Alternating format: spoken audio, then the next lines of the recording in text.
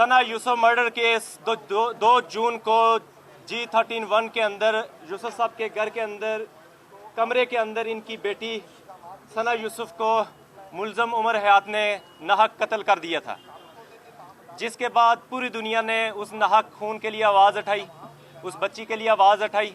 और उसके बाद हमने इस केस को अपने हाथ लिया। मेरे साथ राजा नवीद साहब हैं और फैमिली ने स्टैंड लिया। हम इनसे मीटिंग की थी, हमने उस वक्त कहा था कि आपकी बेटी अब वापस नहीं आ सकती, लेकिन अगर आप खड़े होते हैं और इंसाफ दिलवाते हैं अपनी बेटी को, और अगर हम इसको इबरतनाक सज़ा दिलवाने में कामयाब हो जाते हैं तो किसी और की बेटी महफूज हो जाएगी। अगर हम डेटरेंस कायम करने में इसको इबरतनाक सज़ा दिलवाने में कामयाब हो जाते हैं तो शायद किसी और दरिंदे के ज़हन में ये चीज़ नहीं आएगी कि वो किसी की बेटी को नाहक मारे। और अल्हम्दुलिल्लाह अल्लाह ताला का लाख लाख शुक्र है कि आज हम कामयाब हो गए। एडिशनल सेशन जज मोहम्मद अफजल मजोका साहब ने बड़ी ज़बरदस्त फैसला दिया है।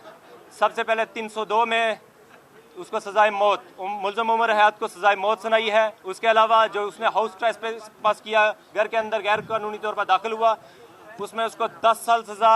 इसी तरह जो उसने सना का मोबाइल चोरी किया उसमें 10 साल सज़ा। इसके अलावा 2 मिलियन जो डेथ जो उसने मर्डर किया उसमें 2 मिलियन फ़ाइन। इसी तरह 2-2 लाख दिगर में भी फ़ाइन, टोटल 24 लाख फ़ाइन और 20 इयर्स जेल इम्प्रिजनमेंट और डेथ पेनल्टी। अल्हम्दुलिल्लाह ये हम सारे मीडिया का, सोशल मीडिया का, तमाम लोगों का, इंटरनेशनल मीडिया का, जिन्होंने इनकी आवाज़ बने, क्योंकि यहाँ पे बेशुमार कत्ल होते हैं लेकिन इसी तरह भूल दिए जाते हैं।